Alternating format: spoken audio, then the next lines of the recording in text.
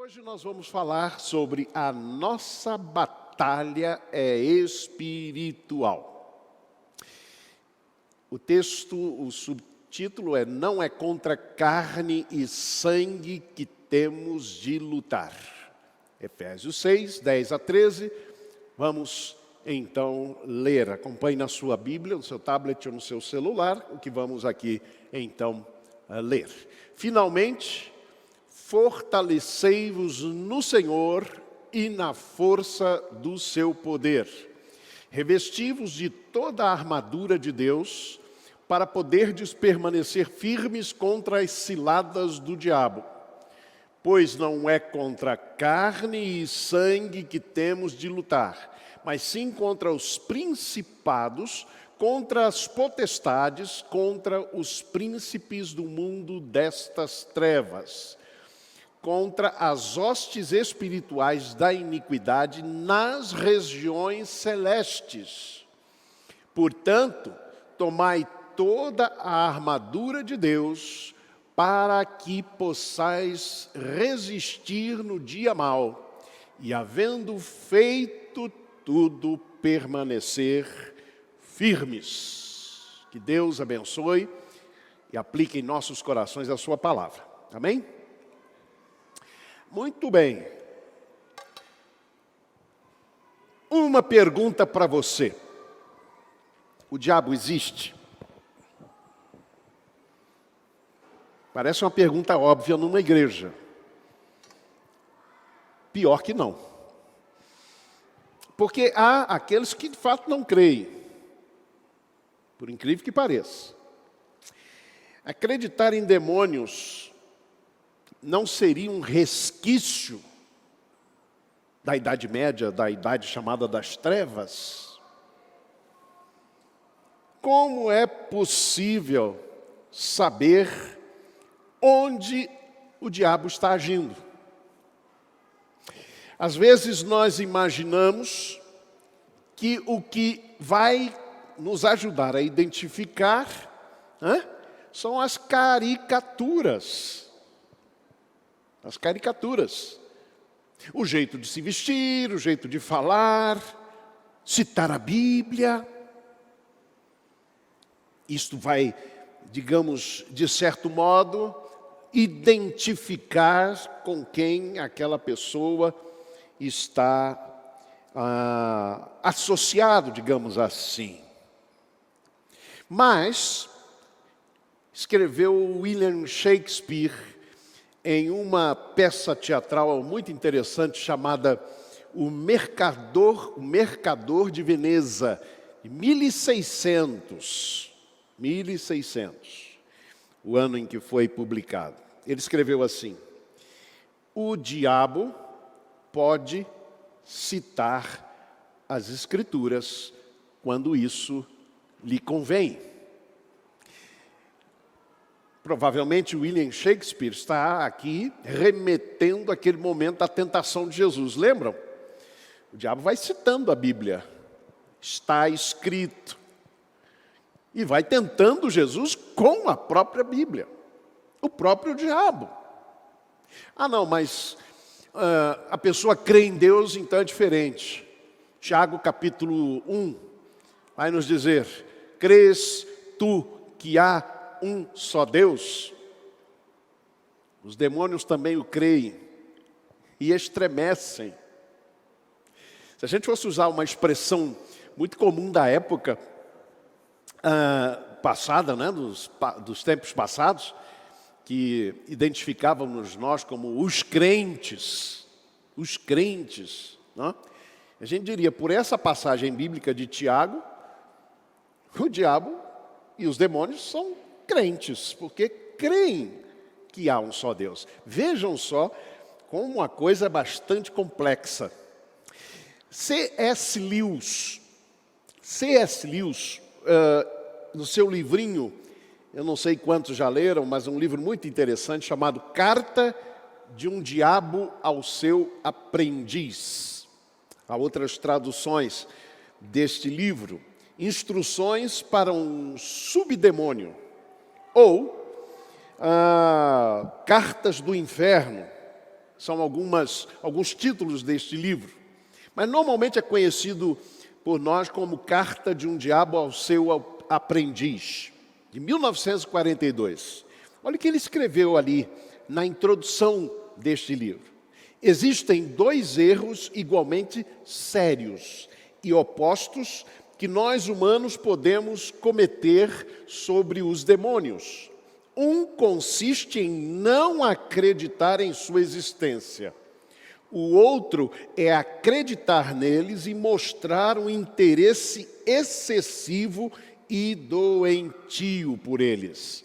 Eles próprios estão igualmente felizes. Eles, os demônios, estão igualmente felizes com ambos os erros e abraçam o materialista tão calorosamente quanto o necromante. São dois erros extremos. Um é não acreditar, o outro é dar crédito demais, fazer ele o centro do culto. E eu não vou citar aqui nomes de comunidades religiosas, mas vocês percebem claramente, algumas comunidades colocam isto como centro do culto. Ora, o centro do culto de uma igreja de Jesus precisa ser Jesus, precisa ser a palavra. E não estes exorcismos, que a gente sabe muitos deles são até simulados e dissimulados. Antes das suas palavras finais e bênçãos, capítulo 21, versículos 21 até 24 desse capítulo 6, o apóstolo então nos fala sobre talvez o maior desafio posto diante da nova sociedade de Deus. E esse desafio é que nós estamos diante de uma batalha, ou melhor, diante de uma guerra espiritual permanente, gente. Não acaba nunca, não cessa nunca. E algumas verdades que eu quero partilhar com vocês aqui neste texto rapidamente. A primeira verdade é que a nossa luta não é contra seres humanos. Pois não é contra carne e sangue que temos de lutar. Às vezes nós confundimos, meus amados irmãos, qual é o maior desafio ou quem é o nosso inimigo. E às vezes fazemos do nosso irmão inimigo. Alguns vão fazer do pastor o seu inimigo. E alguns pastores vão fazer dos diáconos os seus inimigos. Isso eu estou mencionando dentro da igreja. Mas o que Paulo deixa muito claro ao afirmar não é contra carne e sangue que temos de lutar.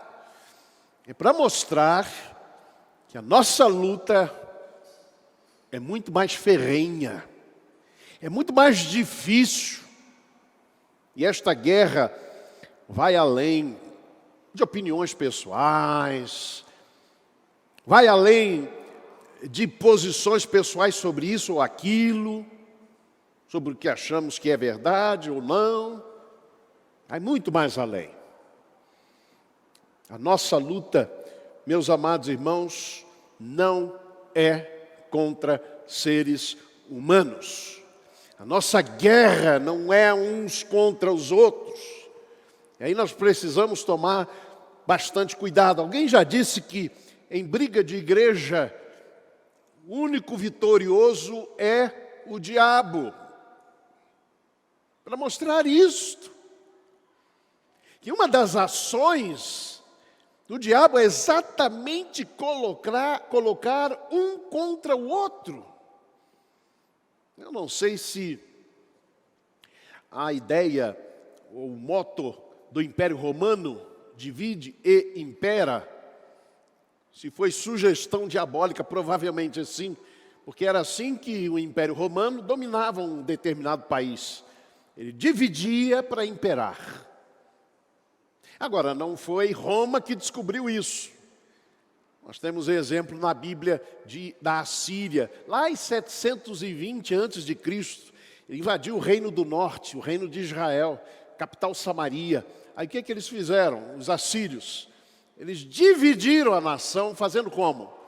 Deportaram alguns judeus, alguns israelitas, para sua terra, forçaram casamentos com outras nações vizinhas, daí surgiu o samaritano, que para o judeu do Reino do Sul não era puro, não era judeu mesmo, porque misturado, divide e impera.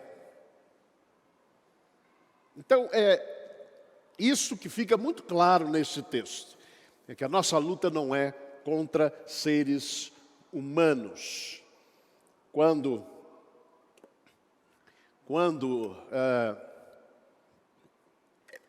surgir um conflito entre você e o seu irmão ou a sua irmã, lembre sempre isso. Nós podemos não estar com a mesma posição, mas nós estamos no mesmo barco, nós estamos no mesmo espírito, nós estamos na mesma, ou fazemos parte da mesma comunhão. Olha o que Paulo vai dizer em Efésios, já passamos por isso. Ele diz, olha, somos membros do mesmo corpo. Então ele diz, você já viu o braço agredir uma outra parte do corpo? Não. E ali tratando de esposo e esposa, né? Mas também aplicado a toda a igreja. Nós somos membros de um só corpo. Segundo, a nossa luta é sim contra as hostes espirituais do mal. Expressões muito fortes. Pois não é contra carne e sangue que temos de lutar, mas sim contra os principados, contra as potestades, contra os príncipes do mundo destas trevas, contra as hostes espirituais da iniquidade nas regiões celestes. Mas como, pastor, estas hostes espirituais da maldade se manifestam em nosso mundo? Será que aquela história de ter a visão, apareceu ali um demônio? Não, a gente deve lembrar que embora nossa guerra, nossa luta não é contra seres humanos, os seres humanos muitas vezes se deixam manipular e dominar por estas hostes espirituais do mal. Para lembrar de dois exemplos no corpo apostólico de Jesus. O primeiro, um pouco mais frágil, digamos, um pouco mais simples. Pedro, Mateus capítulo 16, ele confessa, tu és o Cristo, Filho do Deus vivo. E logo em seguida, Jesus começa a falar da sua morte. E o que é que faz Pedro? Pedro chama Jesus à parte. Olha o que diz o texto. Repreendeu Jesus. Pedro repreendeu Jesus. E disse, de modo algum, Senhor, isso não te acontecerá. Uma tradução mais moderna seria dizer assim, Deus te livre. Nada disso. Só faltava Pedro dizer, em nome de Jesus. E aí o que é que Jesus diz para ele? Para trás de mim, Satanás. Ah, Pedro estava possuído. Não, ele estava influenciado. Porque a palavra Satanás quer dizer inimigo, adversário. Ele estava se colocando como adversário da obra de Deus. Mas há algo que Jesus diz para Pedro no complemento. Ele diz, para trás de mim, adversário. Porque pensas nas coisas à maneira do homem, mas não à maneira de Deus. Então esse é o primeiro exemplo de manipulação de alguém dentro do corpo apostólico pelo diabo. O segundo exemplo é mais forte. A Bíblia vai descrever a trajetória de Judas. É muito interessante porque, num primeiro momento, a Bíblia diz que ele foi influenciado pelo diabo. Mas há um momento em que a Bíblia diz, então o diabo entrou em Judas. Preste atenção nesse detalhe. Judas era um dos 12, chamado por Jesus, que acompanhou Jesus durante 3 anos. Então, embora estas hostes espirituais do mal sejam o verdadeiro inimigo, a gente deve lembrar que elas manipulam, elas influenciam seres humanos. Algumas características destas hostes espirituais do mal. A primeira é que elas são poderosas. Não é contra carne e sangue que temos de lutar, mas sim contra os principados, contra as potestades. Poderes, é isso que quer dizer esta palavra. Poderes. A palavra kratos está presente aí. Kratos, poderes. Bastante diferente do poder do Espírito Santo. Dínamos, lembra? Ou exousia, que é o poder de Deus, a autoridade de Deus. É o kratos, é poder humano. Então elas são poderosas. Não podemos, meus amados irmãos, minimizar o poder destas hostes espirituais da maldade e da capacidade que elas têm de manipulação dos seres humanos. Da capacidade de influenciar dentro do corpo apostólico de Jesus. Elas são poderosas, elas são malignas. São malignas. São influenciadas e são dominadas pelo diabo. Pelo mal. Aí está talvez a característica mais forte, é o mal. Terceiro, elas são astutas. São bobinhas, não. Estas forças são astutas. Me lembro aqui de 2 Coríntios capítulo 11, versículos 14 e 15, o apóstolo Paulo diz assim: não é maravilha porque o próprio Satanás se transfigura em anjo de luz. Prestaram atenção? O próprio Satanás se transfigura em anjo de luz. Não é muito, pois, que os seus ministros se transfigurem em ministros da justiça. Acho que a gente precisa mudar um pouco essa tradução, né? Porque senão todo ministro da justiça e todos os governos, a gente vai acabar dizendo, ó, 2 Coríntios fala de você, viu? Mas sabe qual é a tradução disso aqui? Sabe qual é o termo grego por trás disso aqui? Diáconos. Piorou. É diáconos. Traduzidos como ministros. Diáconos. Diácono. Mas o que quer dizer? Qual é o sentido, a tradução da palavra diácono? Servo. É isso aí. Servo. Então, quando diz aqui que não é maravilha, porque o próprio Satanás se transfigura em anjo de luz, não é muito, pois que os seus ministros se transfigurem em ministros da justiça, está dizendo de servos da justiça. Eles se comportam como se fossem servos da justiça, o fim dos quais será conforme as suas obras. Há um disfarce. Gente, esquece aquela caricatura de Satanás e dos demônios com chifrinho, etc., com pele vermelha. Você sabe que no passado era preta, né? Aí o pessoal percebeu que tinha algum problema aí, né? Aí mudaram para vermelho, né?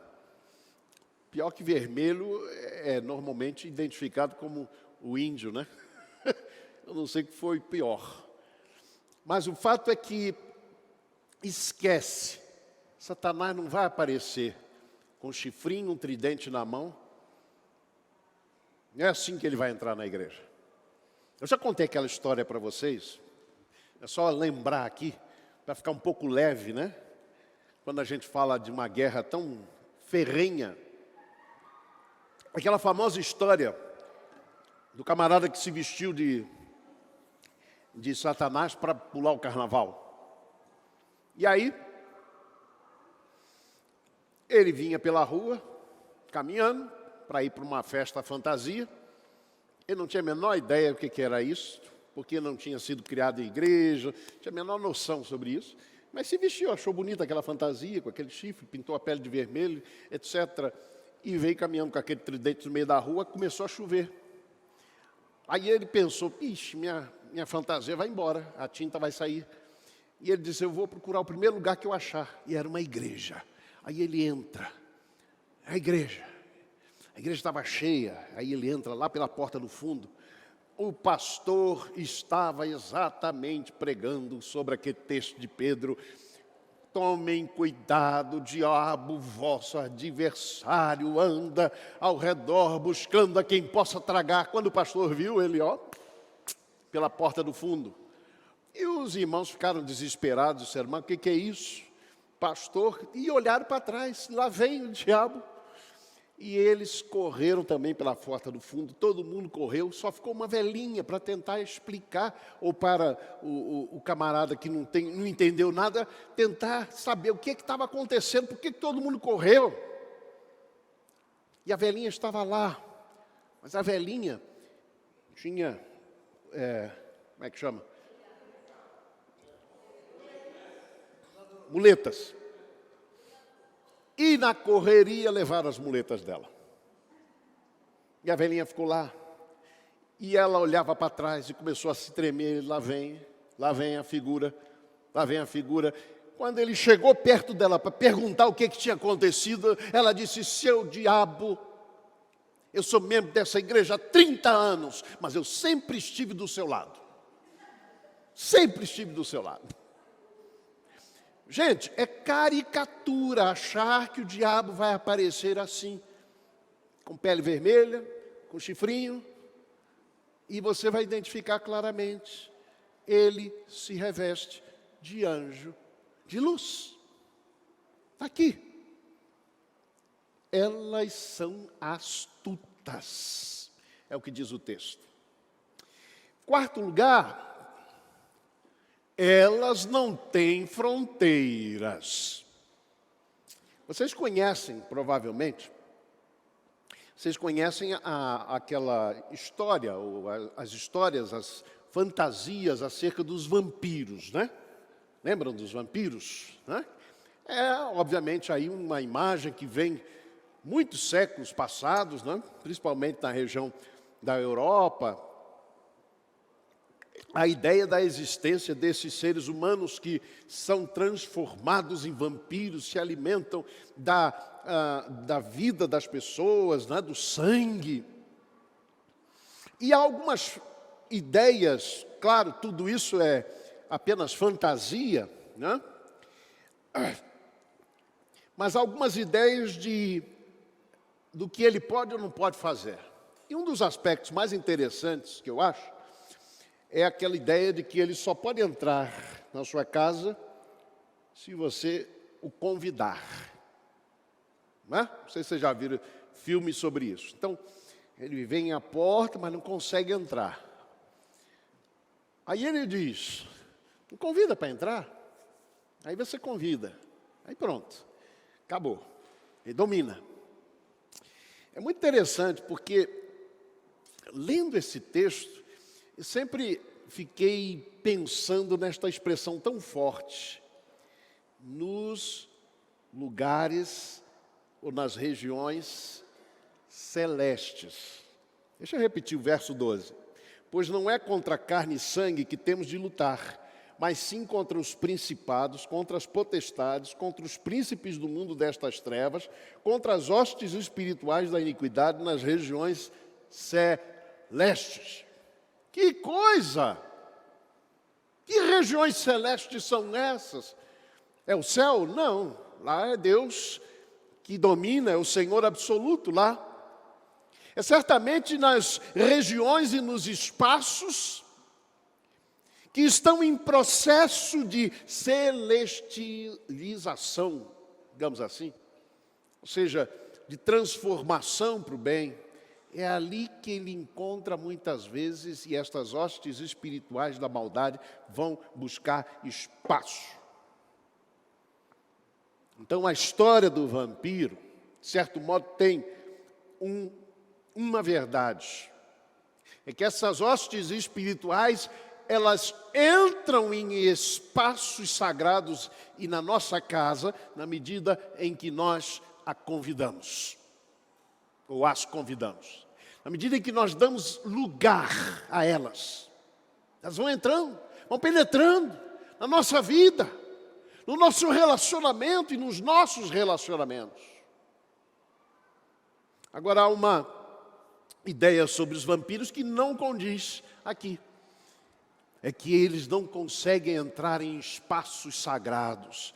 Eu já mostrei aqui 2 exemplos no corpo apostólico de Jesus. Vejam, meus amados irmãos, que a nossa luta é ferrenha e é contra estas hostes espirituais do mal, que não tem fronteiras.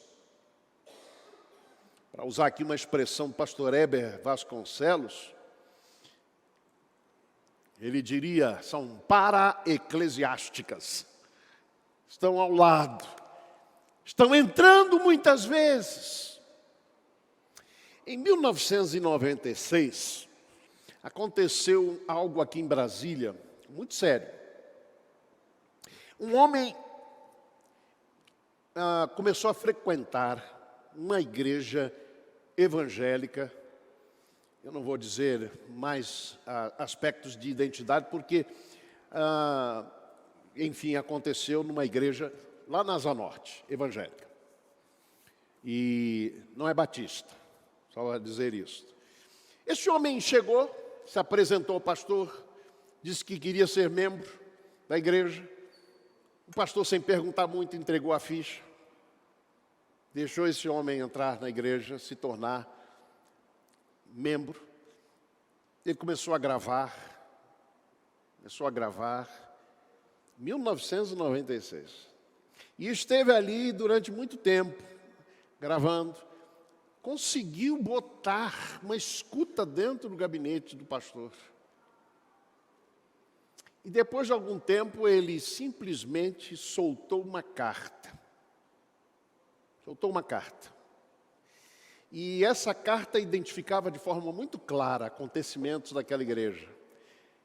Nome, a pastora, por exemplo, uma das pastoras que servia lá, minha conhecida inclusive, citava nominalmente. E nessa carta ele dizia, olha, meu nome é fulano de tal. Fui recebido nesta igreja no dia 22 de setembro. Estive conversando com o senhor, pastor, por 2 vezes no seu gabinete, nos dias tais e tais, 18 de junho e 13 de agosto, quando cheguei a Brasília. O senhor me deu uma ficha para ser preenchida. Esta foi a igreja que tive mais facilidade de ingressar. Quero agora realmente me apresentar. Sou fulano de tal, missionário de Satanás, pertencente à igreja que aqui no Brasil ficou conhecida como Igreja do Diabo. Não é brincadeira, irmãos, é verdade. É verdade. Veio de uma igreja que começou, creio que nos Estados Unidos, a Igreja de Satanás. Existe sim pessoas que adoram Satanás. E mais uma vez, não é a caricatura não, é o ser maligno mesmo. Então observem como penetrou na igreja. Felizmente, o que ele gravou do pastor lá no gabinete, nada tinha que comprometesse o pastor, a não ser, digamos, essa fraqueza em não ter examinado melhor quem era aquela pessoa. Mas quanto a pastora, minha conhecida e outras pessoas, elas sofreram muito. A igreja, inclusive, sofreu muito por conta disso. Mas vejam, estas hostes espirituais da maldade não têm fronteiras. Elas são pan-religiosas. O que o senhor quer dizer com isso, pastor? É que não há religião que tenha um monopólio da presença e da atuação destas hostes espirituais da maldade. Quando eu estou falando religião inclusive não cristã, porque às vezes nós identificamos algumas religiões como sendo demoníacas, diabólicas, e nos esquecemos que estas coisas estão identificadas pelas práticas de atitudes que são, sim, inspiradas, diabólicas e do mal. Estão presentes em várias religiões. São pan-religiosas. Observem mais uma vez, elas não têm fronteiras, elas são das regiões celestiais. Há uma outra tradução que diz assim. Terceiro aspecto, as armas da nossa milícia não são carnais. Como é que a gente enfrenta essas milícias, estas hostes espirituais da maldade? Como é que a gente se arma para esta guerra espiritual? As armas não são carnais. Armas carnais nenhum efeito terão sobre estas hostes espirituais da maldade. O máximo que pode fazer é atingir aqueles seres humanos que são marionetados por estas forças espirituais do mal. Podem machucar seres humanos, mas não vão atingir a origem do mal. As armas da nossa milícia não são carnais. O verso 11 e 13 diz, a armadura de Deus. O apóstolo nos diz como que a gente pode enfrentar. Finalmente, fortalecei-vos no Senhor e na força do seu poder. Como? Revesti-vos de toda a armadura de Deus. Os aspectos da armadura a gente vai ver na próxima semana. Mas o que eu quero chamar a atenção aqui é sobre o fato de que as armas materiais não têm qualquer poder. Minha inteligência, minha força, minha sabedoria, vão conseguir vencê-las, não. Paulo, escrevendo aos Coríntios, capítulo 10, versículos 3 a 5, ele diz, porque andando na carne, não militamos segundo a carne, porque as armas da nossa milícia não são carnais, mas sim poderosas em Deus, para a destruição das fortalezas, destruindo os conselhos e toda altivez que se levanta contra o conhecimento de Deus, e levando cativo todo o entendimento à obediência de Cristo. Que fique claro para nós, nossa guerra é espiritual. É uma guerra sem fronteiras. É uma guerra constante destas forças espirituais da maldade. E muitas vezes estão influenciando até mesmo dentro da igreja. Último lugar, a nossa vitória vem pela força do Senhor. Amém? Amém? A nossa força vem do Senhor. Que coisa linda é quando Paulo começa dizendo assim, e aí ele diz, finalmente, fortalecei-vos no Senhor e na força do seu poder. Aqui é o poder de Deus, mas é também o poder que Deus nos dá, aquele dínamo, o poder transformador. A vitória é do Senhor, Ele garante a vitória dEle sobre nós, sobre essas forças espirituais da maldade, na medida em que o seu poder está sendo apropriado por cada um de nós.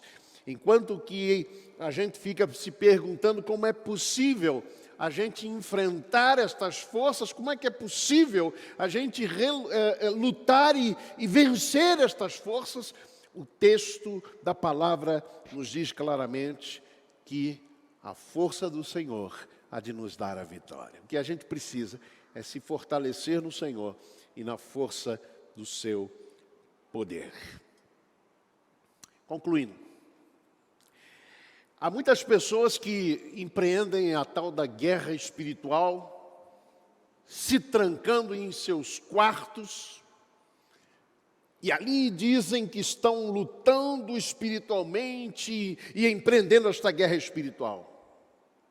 A gente não pode esquecer que a batalha é espiritual, mas o fronte da batalha, o campo da batalha, o espaço da batalha é na carne, é no mundo concreto da vida, do dia a dia, irmãos. É aí que esta batalha vai sendo vencida ou perdida. Que Deus nos dê a capacidade de enfrentar e vencer estas hostes espirituais da maldade presentes e tão presentes em nosso mundo.